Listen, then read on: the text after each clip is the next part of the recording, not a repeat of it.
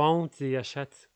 Ai, ai, Magia Records. Quem acompanha o canal há mais tempo vai lembrar muito bem dos dois vídeos que fiz onde eu falo do anime por completo, de cada episódio das 3 temporadas do início ao fim. E mesmo que o final tenha sido ruim, horrível, péssimo, não me arrependo de ter feito tudo isso.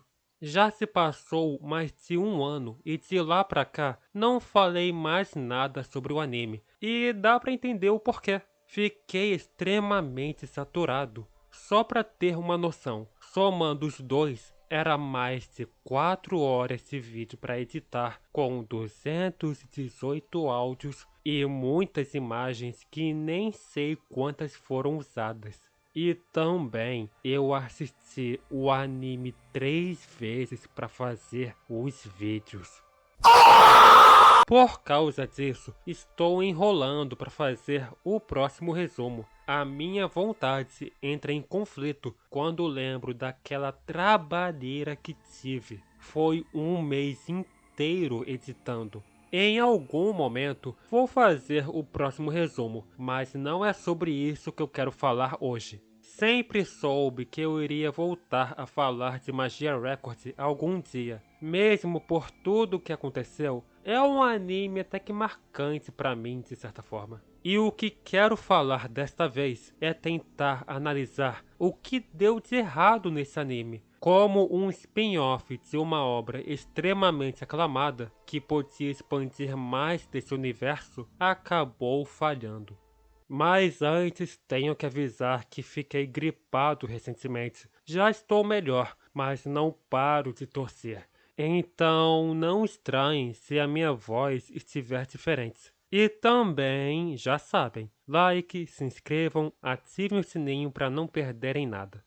Originalmente, Magia Record era um jogo gacha de celular, daqueles de ficar farmando pontos, onde a gameplay é só clicar, que tem um sistema de compras dentro. Quem conhece melhor deve saber como funciona, não tenho muita base para falar disso. Enfim, a ideia da sua criação era de explorar mais desse universo, sendo mais um spin-off com o mesmo objetivo. E acabou se destacando mais do que os outros, até porque Madoka Mágica é muito popular. E muitos fãs gostariam de ter as coisas dessa franquia, desde mangás até colecionáveis e outros produtos. E um jogo está incluído nisso. Na verdade, já tinha sido lançado jogos da franquia antes. Um de PSP que é até que conhecido, um de PS Vita que é bem estranho, outros desconhecidos e alguns feitos por fãs. E além do jogo, também ganhou uma adaptação em mangá, ou seja, atraiu um público bem grande em comparação aos outros spin-offs. E quando foi anunciado a sua adaptação em anime, também chamou muita atenção, já que fazia muitos anos que Madoka não tinha novidades em anime. Só que depois que foi lançado, muita gente não gostou do que foi entregue. Existem alguns detalhes importantes para serem apontados. Eu arrisco dizer que Magia Record é o spin-off mais diferente, porque a principal característica da franquia é o terror psicológico e outros elementos próximos. Só que Magia Record vai mais para um lado de mistério, investigação e segredos. As características base da franquia ainda estão presentes, mas não são o foco. É apresentado um mistério em torno da Iroha, onde a sua irmã desapareceu da existência, sendo esquecida por todos e que aparenta ter alguma ligação com boatos estranhos chamados de Wasais, que estão surgindo numa cidade vizinha, ao mesmo tempo que tem um Kyuubi pequeno que sempre aparece por perto. Isso já se torna bem interessante, porque são coisas que nunca apareceram antes. Magia Records é, na verdade, um thriller investigativo e a gente vai querer descobrir o que está acontecendo nessa história. E com o mistério estabelecido de início, vai ter que avançar para descobrir mais dos segredos.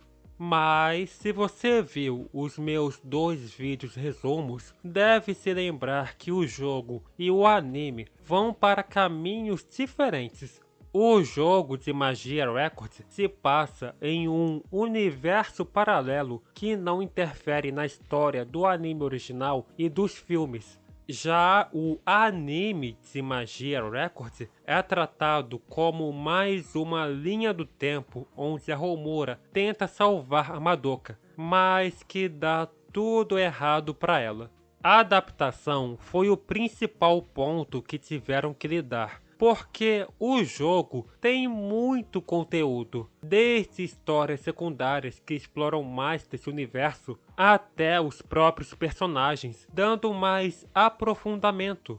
Só para terem uma noção, uma das histórias secundárias do jogo acabou ganhando uma adaptação em mangá. É praticamente o spin-off do spin-off. Então, foi preciso fazer uma seleção do que iria mostrar no anime e o restante seria descartado. Isso não era um problema, mas sim uma dificuldade na qual tinha que ser tratada. E se fosse feita na melhor forma, todo o resto seria funcional. Só que isso não aconteceu. Também tem que destacar que o criador original de Madoka Mágica, Gen Urobuchi, não esteve envolvido na criação de Magia Records, tanto no jogo quanto no anime. Mas pesquisando um pouco, descobri que nem nos outros spin-offs teve algum envolvimento, com exceção de um chamado de Oriko Mágica. Outras pessoas estavam envolvidas na criação de Magia Records, personagens, roteiro e o resto. Eu vou ficar devendo como tudo foi feito no jogo. Não sei muito sobre, mas acredito que tiveram tempo para escrever e criar com o que tinham planejado. Agora, com o anime, não foi assim. Existia uma limitação por se tratar de uma mídia diferente e que piorou no estado que estava. Porque já fazia alguns anos que o estúdio Shaft estava enfrentando alguns problemas internos. Há 10 anos atrás era a melhor época que tiveram, foi o seu auge. As produções que entregaram eram aclamadas pelo público, mas com o passar dos anos, esse brilho foi sumindo. Acho que hoje em dia as coisas estão melhores, mas em torno de 2019, 2020, 2021 por aí, enfrentaram muitos problemas que tomaram conta. E era nesse período que o anime de Magia Records estava sendo feito e lançado. Eu disse que o Gen Urobuchi não estava na produção, e isso não é necessariamente um problema. Existem muitas produções onde o criador original não teve mais participação, mas não foi prejudicial. O que importava era escolher alguém que entende a obra em questão, em como ela funciona, as suas camadas e os seus temas. Quem ficou responsável pela direção do anime foi uma dupla que já trabalharam em Madoka Mágica, no original e nos filmes, e vários outros projetos. Porém, sempre foi em design, efeitos especiais, background, key animation, a parte mais técnica, digamos assim. Eles não tinham uma experiência em direção de um anime inteiro. Magia Records foi o primeiro trabalho deles com isso.